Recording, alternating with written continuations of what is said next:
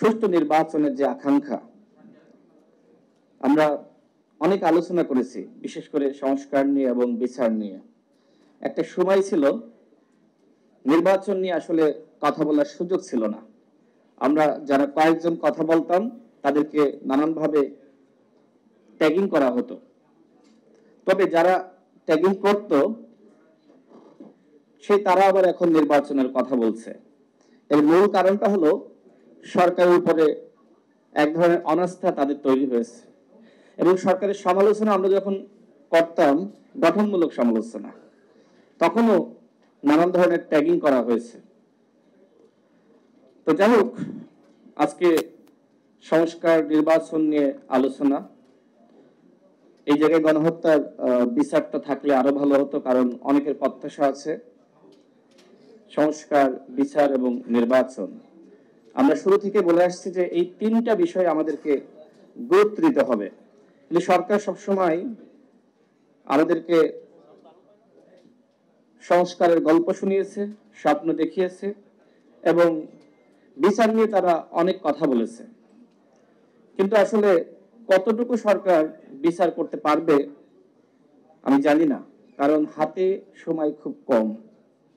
এই সময়ের মধ্যে হয়তো কয়েকটি তারা রায় দিতে পারবে, কিন্তু বিচার কতটুকু করতে পারবে সেটি নিয়ে সংশয় রয়েছে, সবার মধ্যে এই ধরনের সংশয়। তবে তরুণ প্রজন্ম, তাদের এক ধরনের প্রত্যাশা আছে, আকাঙ্ক্ষার জায়গা আছে, অন্তত কয়েকটি দৃশ্যমান বিচার জাতির সামনে নির্বাচনের আগে হাজির করা। সেই দৃশ্যমান বিচার কতটুকু হাজির সরকার করতে পারবে জানি না, বাট সংস্কার নিয়ে আলোচনা চলছে। জাতীয় ঐক্যমত্য কমিশন তারা আমাদেরকে প্রায় 6 মাস ধরে ডাকছে, আমরা যাচ্ছি, কথা বলছি। সর্বশেষ এখন জুলাই জাতীয় সনদ নিয়ে আলোচনা। আমাদের দল গণ অধিকার পরিষদের পক্ষ থেকে আমরা স্পষ্ট বলেছি, সরকার সবগুলো দলের মতামত গ্রহণ করেছে, এখন সিদ্ধান্ত সরকারকে নিতে হবে। সর্বশেষ বৈঠকে আমি ডক্টর মোহাম্মদ আলিভার স্যারকে বলেছি, স্যার আপনারা শুধুমাত্র পরামর্শ না, আপনাদেরকে সিদ্ধান্ত নিতে হবে। স্যার আমাকে বললেন যে রাশেদ, আপনার কথা শুনলে বিভ্রান্ত হয়ে যায়। আমি তাকে বললাম, দেখেন, এই কমিশনের প্রধান স্বয়ং প্রধান উপদেষ্টা, যে কমিশনের প্রধান স্বয়ং প্রধান উপদেষ্টা, সেই কমিশন শুধুমাত্র পরামর্শ দিবে, সিদ্ধান্ত নিতে পারবে না। এই বক্তব্য দেওয়ার মাধ্যমে আপনারা মূলত দায় এড়াতে চাচ্ছেন, আপনারা দায় নিতে চাচ্ছেন না। দেখেন, আমরা দলগুলো এখনো পর্যন্ত ঐক্যমতে আসতে পারেনি। বিএনপির এক ধরনের চাওয়া আছে, জামাতের ভিন্ন ধরনের চাওয়া, এনসিপির আরেক ধরনের চাওয়া, এবং আমাদের অন্যান্য দলের আমাদের চাওয়া আরেক রকম। তাহলে সরকার এখন কি করবে? এখন বল সরকারের পটে, কিন্তু সরকার আবার কি করছে, এই বল আমাদের পায়ে দিয়ে দিচ্ছে। তার মানে জাতীয় ঐক্য সম্ভবপর হবে না, জুলাই সনদ নিয়ে ঐক্য সম্ভবপর হবে না। মানে আমরা যদি এইভাবে আবার নিজেরা আলোচনা করি, সর্বশেষ যে আলোচনা, সেখানেও আমরা ঐক্যমতে আসতে পারিনি। এর জন্য আমাদের দলের পক্ষ থেকে আমরা সরকারকে আহ্বান জানিয়েছি, ঐক্যমত কমিশনকে জানিয়েছি, এখন সিদ্ধান্ত আপনাদেরকে নিতে হবে। আমরা 9টি দল বসেছিলাম, এখানে জুনায়েদ সাকিব ভাই উদ্যোগ নিয়েছিলেন। আমরা মোটামুটি একটা জায়গায় এসেছি যে একই দিনে জাতীয় নির্বাচন এবং গণভোট, এবং বিএনপির পক্ষ থেকে আমরা সর্বশেষ আলোচনায় দেখলাম বিএনপির স্থায়ী কমিটির সদস্য জনাব সালাউদ্দিন আহমেদ, তিনিও এই বিষয়ে ইতিবাচক বক্তব্য প্রকাশ করেছেন। তার মানে একটা জায়গায় আমরা মোটামুটি একমতে আসতে পেরেছি। এখন আমাদেরকে 106 অনুযায়ী হাইকোর্টে যেতে হবে নাকি বিশেষ সাংবিধানিক অর্ডার, সেটি নিয়ে বিতর্ক রয়েছে। তবে আলাপ আলোচনা চলছে। আমি আশাবাদী যে সরকার সবার বক্তব্য শুনে একটি সিদ্ধান্তে অবশ্যই আসবে। সরকারকে আসতেই হবে। আপনি দায় নেবেন না, তাহলে সরকারে কেন গেলেন? আপনি সরকারে গিয়েছেন সিদ্ধান্ত নেওয়ার জন্য। এখন সিদ্ধান্ত না নিয়ে যদি আপনি দলগুলোর উপরে দায় চাপান এবং বলেন যে দলগুলোর কারণে ঐক্য হচ্ছে না, তাহলে আপনার তো এখানে থাকার অধিকার নাই। ঐক্য, এই যে আমাদের মধ্যে যে ভিন্ন মত, এই ভিন্ন মতকে ঐক্যমতে নিয়ে আসার দায়িত্ব সরকারের। সুতরাং সরকার যদি সে ধরনের সাহসী সিদ্ধান্ত না নিতে পারে তাহলে দেশের সংকট ঘনীভূত হবে। এবার আসি পিয়ার নিয়ে কিছু আলোচনায়। যখন ঐক্যমত কমিশন আলোচনা করছে এবং ঐক্যমত কমিশনের পক্ষ থেকে বলা হয়েছে যে আপনারা দলগুলোর মধ্যে একটু বসেন, আমরা 9টি দল বসেছি, বিএনপির সাথে বসা হবে, জামাতের সাথে বসা হবে, অন্যান্য দলের সাথে বসা হবে। এখন আমার প্রশ্ন হলো যে আলোচনা চলমান অবস্থায় মাঠ পর্যায়ে আন্দোলনটা কেন? এটার উদ্দেশ্যটা কি? সরকারের উপরে চাপ সৃষ্টি করা? এখন যারা এই আন্দোলনটা করছে আপনারা খেয়াল করে থাকবেন যে তারা কিন্তু শুরুতে সরকারকে ব্যাপকভাবে সমর্থন দিয়েছে এবং আমরা যখন সমালোচনা করেছি তখন আমাদেরকে নিষেধাজ্ঞা করা হয়েছে। তাহলে তারা এখন কেন বলছে যমুনা ঘেরাও করা হবে, প্রধান উপদেষ্টার বাসভবন ঘেরাও করা হবে, এই উপদেষ্টাদের নানান ধরনের হুমকি ধমকি দেওয়া হচ্ছে, সেই তারা দিচ্ছে। মানে তাদের যখন ভিসি নিয়োগ ডিসি নিয়োগ হয়ে গেছে, সরকারের সুযোগ সুবিধা ভোগ করেছে, তখন আর আন্দোলন না। মানে এখন যখন পিয়ার হচ্ছে না তখন পিয়ার নিয়ে তারা আন্দোলন করছে। তো আন্দোলন করতেই পারে, সেটি নিয়ে সমালোচনা থাকবে, কিন্তু আমার কথা হলো আলোচনাটা শেষ হোক। আর আপনারা যেহেতু বলছেন যে পিয়ার ছাড়া নির্বাচনে যাবেন না, এই বক্তব্য আপনারা যখন ঐক্যমত কমিশন আলোচনা শুরু করলো তখন বলতে পারতেন। এখন একদম শেষ সময়ে যখন জুলাই জাতীয় সনদ নিয়ে আইনগত ভিত্তির প্রশ্ন আসছে, প্রসঙ্গ আসছে, তখন আপনারা পিয়ার নিয়ে আন্দোলন শুরু করেছেন। এর মানে কি? এর মানে আরেকটি সংকট আপনারা সৃষ্টি করতে চাচ্ছেন। বাংলাদেশে যদি আরেকটি ১-১১ সৃষ্টি হয় তাহলে যারা এখন আলোচনা না করে বরং রাজপথে নেমে দেশকে আনস্টেবল করার চেষ্টা করছে তারা কিন্তু দায় এড়াতে পারবে না। দেখেন, আমরা অনেকের বক্তব্য শুনি, বিশেষ করে যারা এখন আন্দোলন করছে তারা বলে যে মার্কা নয়, ব্যক্তি দেখে ভোট দিন। পিয়ারে কি হবে? পিয়ারে তো ব্যক্তি দেখে ভোট দেওয়া যাবে না, মার্কা গুরুত্বপূর্ণ। তাহলে কি হবে? যে ব্যক্তি স্বতন্ত্র নির্বাচন করে এলাকায় কাজ করতে চায় তার কি হবে? পিয়ারের মাধ্যমে এই স্বতন্ত্র প্রার্থীর কি হবে? সেটি নিয়ে কোনো আলোচনা নাই, সেটি নিয়ে কোনো ব্যাখ্যা নাই। এরপর আসেন, যদি আপনি পিয়ার সিস্টেমে যান, বাংলাদেশে কোনো স্থায়ী সরকার ব্যবস্থা থাকবে? সকাল বিকাল, রাতে, মধ্যরাতে, ফজরের আগে ফজরের পরে এমপি কেনা বেচা হবে। যে যত টাকা দিতে পারবে সেই জোটের দিকে একজন এমপি চলে যাবে, স্বাভাবিক। সুতরাং বাংলাদেশকে স্থিতিশীল রাখার জন্য অবশ্যই বর্তমান যে পদ্ধতি রয়েছে সেই পদ্ধতিতে নির্বাচন করা দরকার। হ্যাঁ, আমরা ভবিষ্যতে আলোচনা করতে পারি, কিন্তু এই নির্বাচনের 4 মাস আগে এই ধরনের আলোচনা বা এটির বাস্তবায়ন অসম্ভব, যেটি নির্বাচন কমিশনের পক্ষ থেকে বলা হয়েছে। আজকে স্যার যে প্রেজেন্টেশন আমাদের সামনে হাজির করেছে সেখানে কয়েকটি জিনিস উল্লেখ করা হয়নি। যদিও রাজনীতিবিদরা এই বিষয়গুলো নিয়ে কথা বলতে অনেকটা ভয় পায়, কিন্তু আমার কাছে মনে হয়েছে এই বিষয়গুলো বলা দরকার। যেমন, বাংলাদেশে যারা সংখ্যালঘু সম্প্রদায়ের রয়েছে তারা যদি সবাই মিলে সিদ্ধান্ত নেয়, মানে তাদের নেতারা, যে বাংলাদেশে তাদের একটি দল হবে, তখন কি হবে? মানে পিয়ার সিস্টেম থাকলো, তারা একটি দল গঠন করলো, তখন কি হবে? প্লাস পাহাড়িরা বা ক্ষুদ্র গোষ্ঠী বা আদিবাসী তারা যদি মনে করে যে আমরা একটি দল গঠন করব, তখন কি হবে?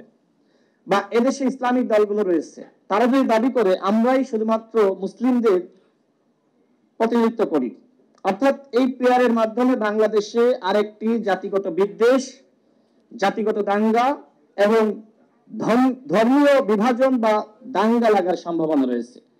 এই বিষয়গুলো আমাদের ভাবা দরকার। বাংলাদেশে যদি হিন্দুরা বা অন্য ধর্মের যারা রয়েছে তারা দল গঠন করে, দেখেন আরেকটি আলোচনা আছে, আওয়ামী লীগ কিন্তু সবসময় মনে করত যে এদেশের হিন্দুরা আমাদের ভোট ব্যাংক। তো সেক্ষেত্রে মনে করেন যে হিন্দু নেতারা একটি দল গঠন করলো, হিন্দু বৌদ্ধ খ্রিস্টান ঐক্য পরিষদ রয়েছে না, স্বাভাবিকভাবে করতেই পারে, তখন এই আওয়ামী লীগের ভোট কিন্তু সেখানে যাবে। প্লাস গোপালগঞ্জ, মাদারীপুর, ফরিদপুর আওয়ামী অধ্যুষিত এলাকা, এই ভোটগুলো কোথায় যাবে? অর্থাৎ পিয়ারের মাধ্যমে আওয়ামী লীগের পুনর্বাসন করা খুব সহজ। তবে আমাদের দলের পক্ষ থেকে আমরা বলেছি, যেহেতু এই সমস্যাগুলো রয়েছে, সেই জায়গা থেকে আমরা যদি উচ্চকক্ষে পিয়ার নিয়ে আলোচনা করি সেটি হতে পারে। ঐক্যমত কমিশনের অধিকাংশ দল কিন্তু উচ্চকক্ষে পিয়ারের ব্যাপারে তারা একমত পোষণ করেছে, সেটি নিয়ে আমরা আলোচনা করতে পারি। কিন্তু নিম্নপক্ষের পেয়ার বাংলাদেশের বাস্তবতায় কোনোভাবে গ্রহণযোগ্য না। আমি যে কথাগুলো বললাম আশা করি আপনারা সেগুলো একটু চিন্তা করবেন। জুলাই জাতীয় সনদ বাস্তবায়ন না হলে নির্বাচনে যাব না, একটি বিষয় আসলে আলোচনা আসা দরকার। দেখেন, জুলাই জাতীয় সনদে যে কথাগুলো রয়েছে সেগুলো বাস্তবায়িত হলে দেশের জন্য ভালো।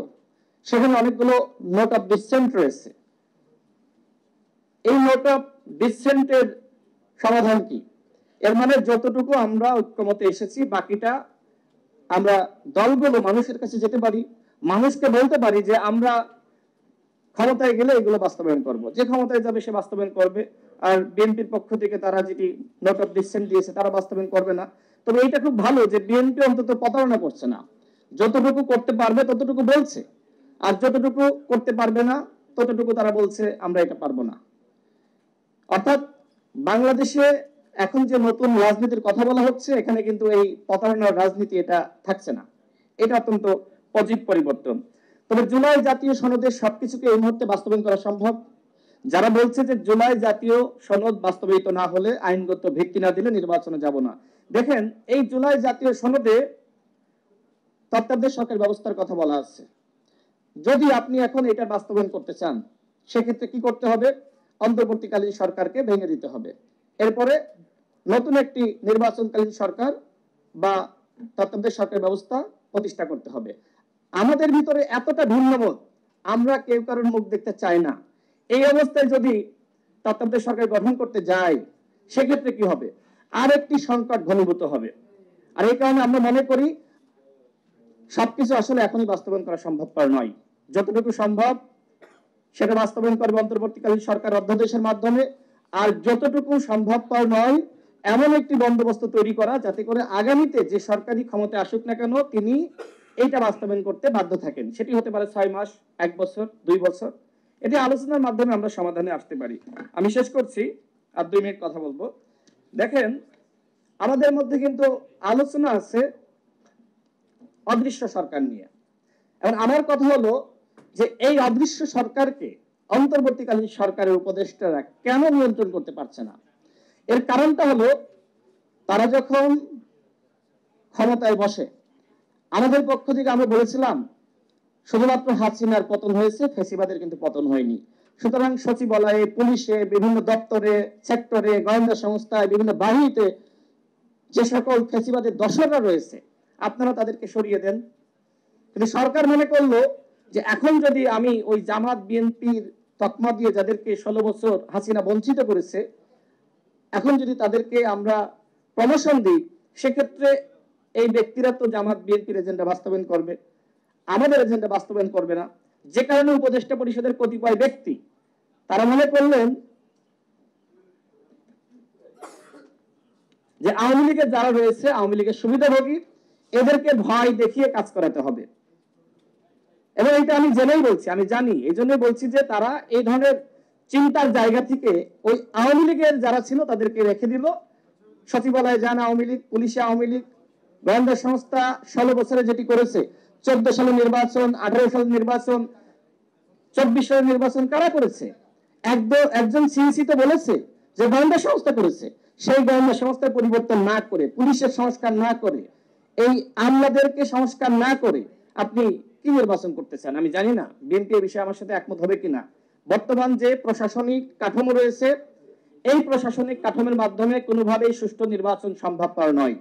সুতরাং অবশ্যই নির্বাচনের আগে নির্বাচনী পরিবেশ তৈরি করার জন্য এই ফ্যাসিবাদের দর্শকদেরকে চিহ্নিত করে তাদের বিরুদ্ধে ব্যবস্থা গ্রহণ করতে হবে।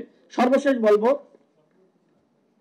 আমাদের এই সরকার সামনের কথা বলে আমরা লক্ষ্য করছি যে তারা বৈষম্যের বিস্তার ঘটিয়েছে। দেখেন, 3টা দলকে নিয়ে তারা জাতিসংঘে গিয়েছে। এখানে শুধুমাত্র 3টা দলের মাধ্যমে আজকের এই সেমিনার সফল করা সম্ভবপর নয়। তার মানে ছোট বড় মাঝারি সবার প্রয়োজন আছে। গণঅভ্যুত্থানে আমরা সবাই যখন এক হয়েছি তখন হাসিনার পতন হয়েছে। অর্থাৎ সরকার আজকে 3টা দলকে গুরুত্ব দিচ্ছে। এই 3টা দলকে যদি আপনারা এক জায়গায় আনতে পারেন আমাদের আপত্তি নাই, কিন্তু আপনারা তো পারতেছেন না। তার মানে সবার প্রয়োজন আছে।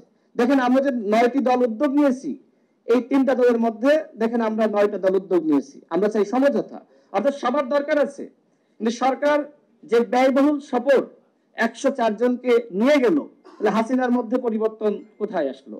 হাসিনাও তো এইভাবে বিশাল বহন নিয়ে উড়াল দিত, ডক্টর মোহাম্মদ ইউনূস একই কাজ করলো, তাহলে পরিবর্তনটা কোথায়? সেখানে ডক্টর মোহাম্মদ ইউনূসের কন্যা রয়েছে, আত্মীয় স্বজন রয়েছে, এত আমলাদের প্রয়োজনটা কি? এগুলো নিয়ে কেউ কথা বলছে না। এই ধরনের ব্যয়বহুল সফর বাংলাদেশের জন্য কোনোভাবেই গ্রহণযোগ্য না। আমি সরকারকে বলবো, যে ধরনের অসাম্য আপনারা সৃষ্টি করতেছেন এটা আসলে কাঙ্ক্ষিত না। আমরা দেখলাম যে সেখানে আপনারা তিনটা দলকে নিয়ে গেলেন। আমি আগেই বলেছিলাম যে হয়তো আপনাদের প্রোটেকশনের জন্য আওয়ামী লীগের নেতাকর্মীরা সেখানে হয়তো তারা হামলা করতে পারে, যে ধরনের ঘটনা ঘটেছে আপনারা দেখেছেন, যদিও নিন্দনীয়, কিন্তু আপনারা যে বৈষম্য উৎপাদন করেছেন এই কারণে দেখবেন যে অনেক দলগুলো তারা কিন্তু অনেকটা চুপ আছে, যে আপনারা আমাদের গুরুত্ব দেন না। সুতরাং এই ধরনের ঘটনা আপনাদের মুখোমুখি হওয়ার দরকার ছিল, অন্যথায় আপনাদের শিক্ষা হবে না। তো আমি আর কথা বাড়াচ্ছি না, কথা অনেক ছিল, যেহেতু অনেক অতিথি রয়েছে আমি অনেক বেশি বলে ফেলিয়েছি। পিয়ার নিয়ে আমাদের দলের পক্ষ থেকে আমরা স্পষ্ট বলেছি, নিম্ন কক্ষে পিয়ার বাস্তবসম্মত না এবং উচ্চ কক্ষে পিয়ার নিয়ে আলোচনা হতে পারে। আমাদের দল যখন 21 সালে আমরা গঠন করি তখন আমরা এটি বলেছিলাম যে উচ্চ কক্ষে পিয়ার থাকতে হবে, নিম্ন কক্ষে পিয়ার বাংলাদেশের বাস্তবতা এটা গ্রহণযোগ্য না। আজকের এই সেমিনার যারা আয়োজন করেছেন সবাইকে ধন্যবাদ। আমরা একটু